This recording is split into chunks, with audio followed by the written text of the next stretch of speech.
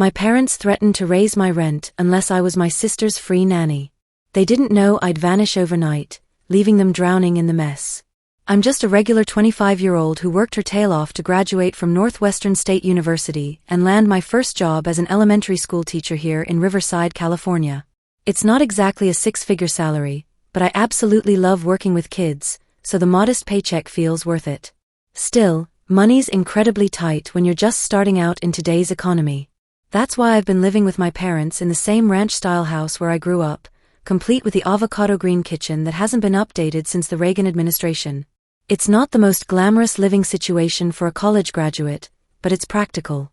They charge me what Dad calls a reasonable rent, $600 a month, and I handle my own groceries and pitch in with household chores. I've spent weekends power washing the driveway, organizing the cluttered garage, and even painting the guest bathroom when Mom decided she hated the old beige color. My plan was beautifully simple: stay for maybe 2 years, save every penny I could, then find my own apartment. Get my financial feet under me, build up my teaching career, and transition into independent adult life. Clean, straightforward, achievable. Well, it was simple until my older sister Cassandra came crashing back into our lives like a wrecking ball. Cassandra is 32, and how do I put this diplomatically? She's never exactly been what you'd call the responsible type. Growing up, she was absolutely the golden child. I'm still not sure if it was because she arrived first or if Mom and Dad just have this massive blind spot when it comes to her, but that girl could do absolutely no wrong in their eyes. She dropped out of UC San Diego not once, but twice. The first time, she claimed the professors didn't understand her creative vision. The second time, she insisted the coursework was too restrictive for her learning style. She's never managed to hold down any job for longer than 4 months.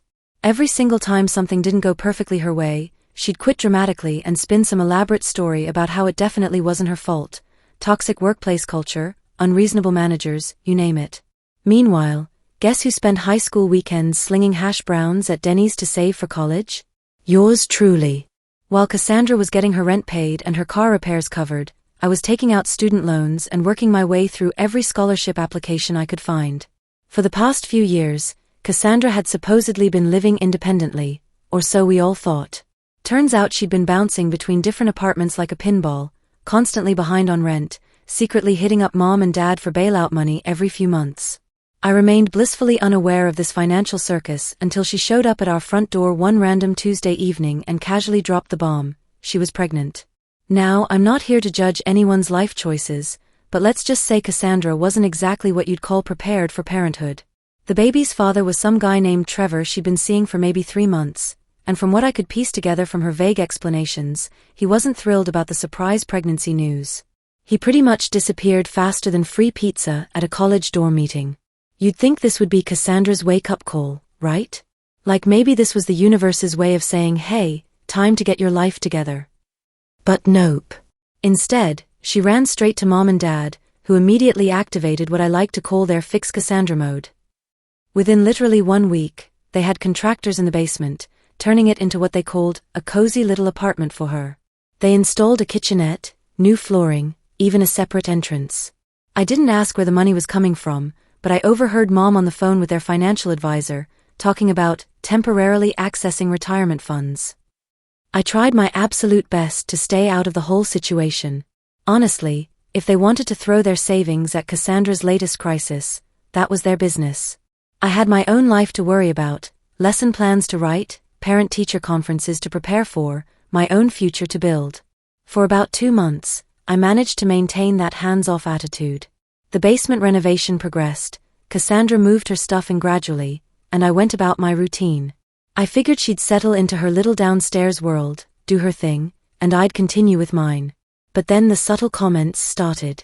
You know, Genevieve, you should really spend more time with Cassandra, Mom would say while loading the dishwasher. She's going through such a difficult time, being pregnant and single. Dad would work Cassandra into every dinner conversation. You should appreciate everything you have, Jen. Not everyone's as fortunate as you. This while I'm sitting there calculating whether I can afford new tires this month or if I need to wait until next paycheck.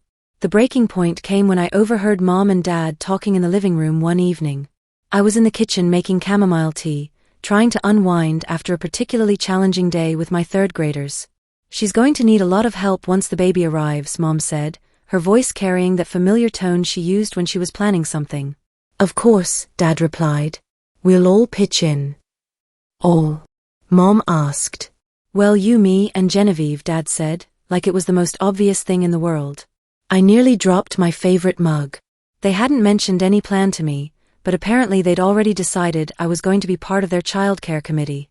That's when the knot formed in my stomach, that sick feeling you get when you realize people are making major life decisions on your behalf without bothering to ask your opinion. By the time we all gathered around the dinner table that fateful evening, I had a terrible premonition that something big was coming. You know that feeling when everyone's acting just a little too casual, like they're all sharing a secret you're not in on? That's exactly how the whole house felt. Mom had made her famous beef stroganoff, which, let me tell you, is always Dad's go-to. We need to have a serious family discussion meal. I don't know why he thinks comfort food makes difficult conversations easier to swallow. About halfway through dinner, Mom cleared her throat in that particular way that made my blood pressure spike. So we've been thinking, she began, exchanging a loaded glance with Dad. I set down my fork. Nothing good has ever followed those words in the history of family dinners. With Cassandra settling in downstairs, she's going to need some support, Mom continued, her voice taking on that overly sweet tone that always meant trouble. Support with what, exactly? I asked, trying to keep my voice neutral while my heart started racing. Dad jumped in before Mom could answer. With the baby, naturally. Cassandra's got a lot on her plate right now, and it's going to be challenging for her to manage everything alone. I glanced over at Cassandra, who was scrolling through her phone like this conversation had absolutely nothing to do with her. She didn't even look up from whatever Instagram story she was watching. Okay, but what does any of this have to do with me? I asked, though I was pretty sure I already knew where this was heading. My parents exchanged another one of those meaningful looks, like they were trying to figure out how to phrase whatever bomb they were about to drop. Well, Mom began carefully, you're already living here, and you're so wonderful with children, being a teacher and all. We thought it would make perfect sense for you to help with babysitting duties. Help? I repeated, raising an eyebrow. What exactly does help mean? Dad nodded enthusiastically, like he was selling me on the opportunity of a lifetime. You know, just keep an eye on the baby while Cassandra gets back on her feet. It wouldn't be full-time or anything major, just when you're home from school. I stared at them, trying to process what they were actually asking. You want me to babysit a newborn on top of working full-time as a teacher? Well, you're usually home by 3:30 most days, Mom pointed out, as if my workday ended when the final bell rang and I didn't spend hours grading papers and preparing lessons. And you're not paying market rate rent here, Dad added, like that somehow made their request reasonable. I leaned back in my chair, feeling like I'd been punched in the gut. Wait, let me make sure I understand this correctly. You want me to come home from teaching 25 8-year-olds all day, and then immediately start taking care of an infant? Mom sighed like I was being deliberately difficult. It's not like that, Genevieve. We're all going to pitch in as a family. All? I repeated, looking around the table. Yes, Dad said firmly. We're family, and family helps each other out. That's when Cassandra finally looked up from her phone with this smirk that made my hands clench into fists under the table. Wow, Jen, she said, her voice dripping with fake surprise. I had no idea that helping your sister was such a huge burden for you. The entitlement in her voice was absolutely unbearable. It's not about helping, I said, fighting to keep my voice steady. I have my own life, my own career, my own responsibilities. I can't just drop everything to become a full-time nanny. You're being selfish, Mom snapped, her tone turning sharp. Cassandra is going through an incredibly difficult time right now. The least you could do is step up for your family. Why is it automatically my responsibility to fix her choices? I shot back, my voice rising despite my efforts to stay calm. She's 32 years old, not some teenager who doesn't know better. Cassandra gave me this look like I'd just suggested she abandon her baby on someone's doorstep. Seriously, Jen? That's enough, Dad said, his voice taking on that authoritative tone he'd used when we were kids. We're all in this together, whether you like it or not. You're living under our roof, and we expect you to contribute to this family. Contribute? I said, my voice cracking slightly. I pay rent. I buy my own groceries. I help with every household chore you ask me to do. How is that not contributing? The silence that followed was deafening. You could have heard a pin drop. Cassandra just sat there looking smug, like she'd already won some game I didn't even know we were playing. Finally, Mom spoke up, her voice taking on this fake sweet tone that I knew meant serious trouble. Well, if you're not willing to help your family, maybe we need to reconsider your living arrangement here. My stomach dropped straight through the floor.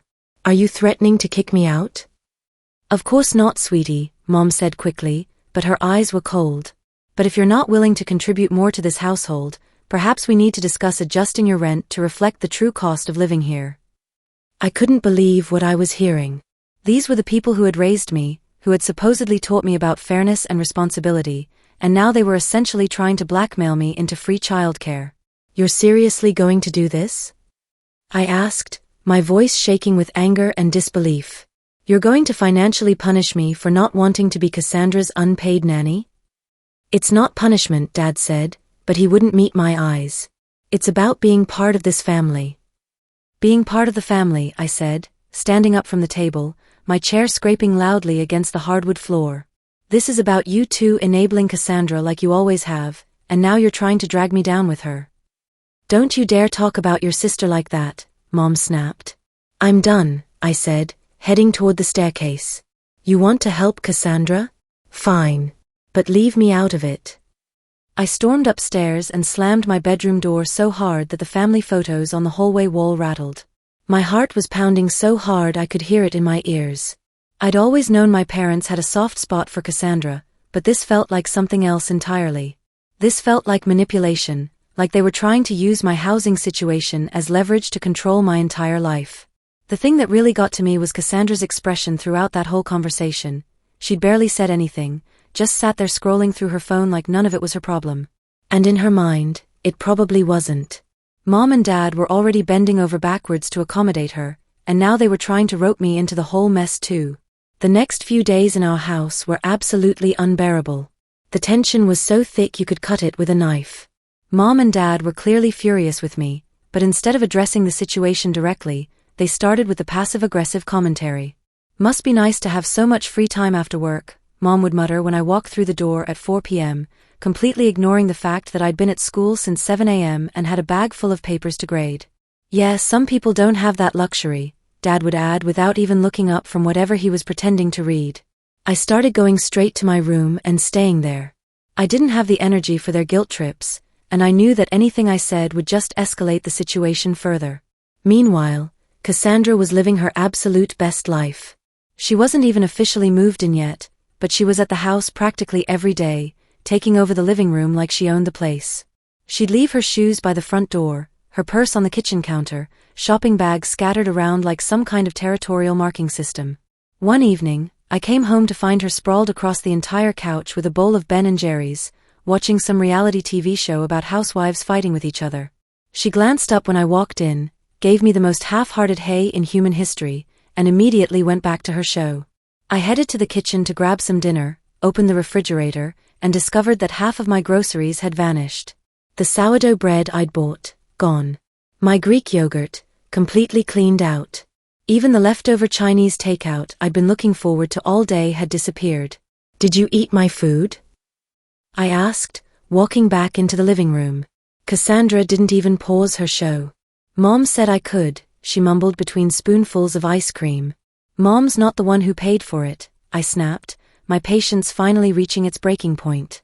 Cassandra actually rolled her eyes at me. Chill out, Jen. It's just food. It's my food, I said, my voice getting louder. If you want groceries, go buy your own. Geez, you don't have to be such a drama queen about it, Cassandra said, setting her ice cream bowl down on the coffee table without using a coaster. You're acting like I stole your car or something. I stood there, absolutely speechless with fury, while Cassandra picked up her phone and started texting someone, completely dismissing me. I wanted to scream. I wanted to tell her exactly how entitled and selfish she was being. But I knew it wouldn't make any difference. Cassandra had spent her entire life getting away with this exact behavior because Mom and Dad allowed it, and now they were trying to make me complicit in enabling her. The next morning, Mom cornered me in the kitchen while I was making coffee, looking like she'd been rehearsing this conversation. You need to apologize to your sister, she announced, crossing her arms. For what? I asked, genuinely baffled. For making her feel unwelcome in her own home, Mom said. She's going through such an emotional time right now, and the last thing she needs is you being hostile. Are you kidding me right now? I said, turning to face her fully. She ate all my food and acted like it was no big deal. How is that my fault?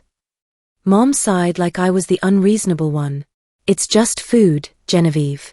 You can always buy more. That's not the point, I said, trying to keep my voice level. The point is that she has zero respect for anyone else's boundaries, and you're letting her get away with it. Boundaries?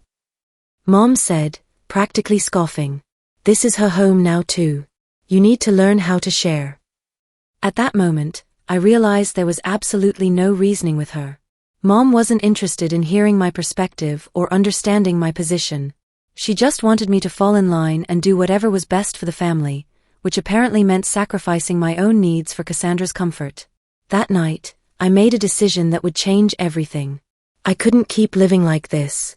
I couldn't stay in a house where my boundaries didn't matter and my parents viewed me as nothing more than free labor with a teaching degree. I didn't know exactly how I was going to pull it off, but I knew one thing with absolute certainty. I had to get out.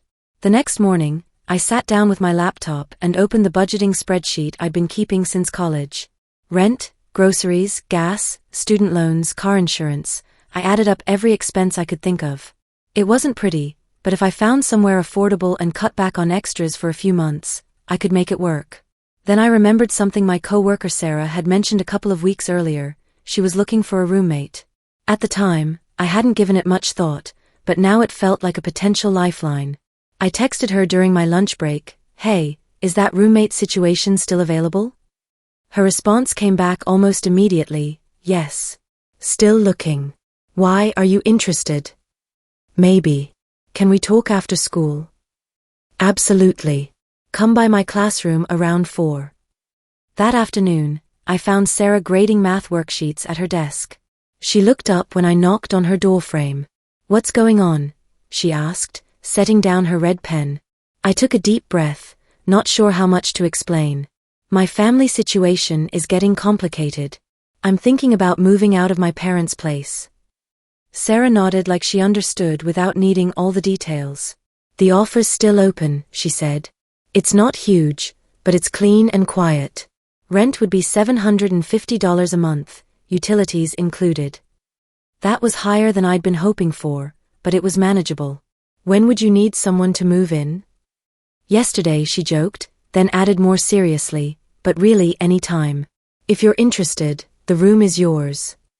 I told her I'd let her know by Friday, but in my head, I'd already made the decision. This was my way out.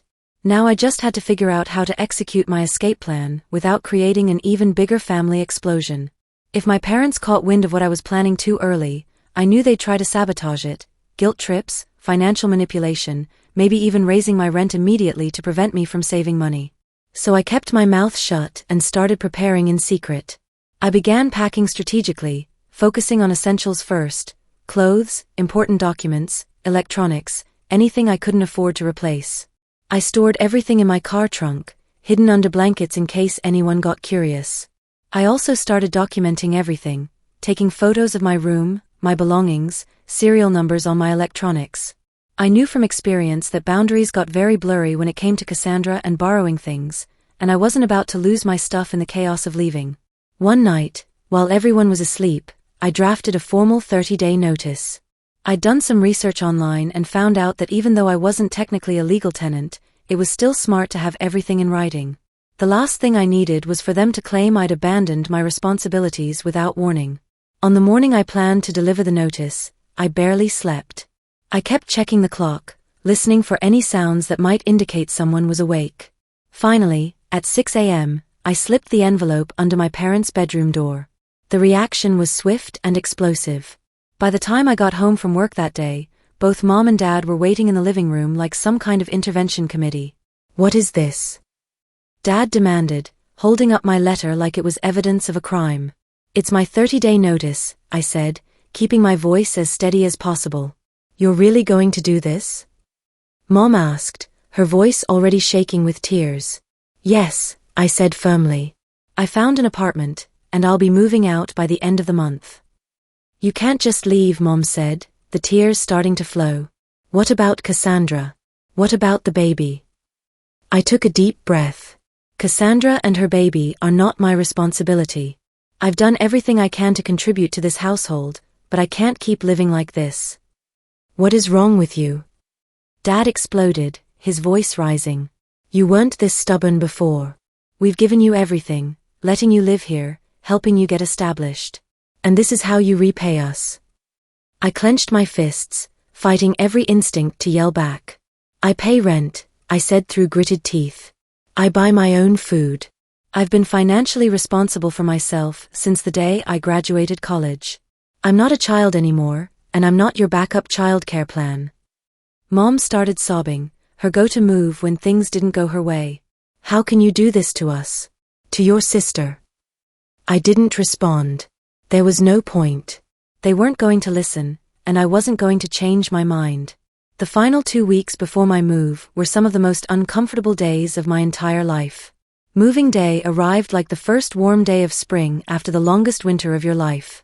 I'd arranged for Sarah to come by with her SUV, and we planned to load up the rest of my belongings before heading to our shared apartment.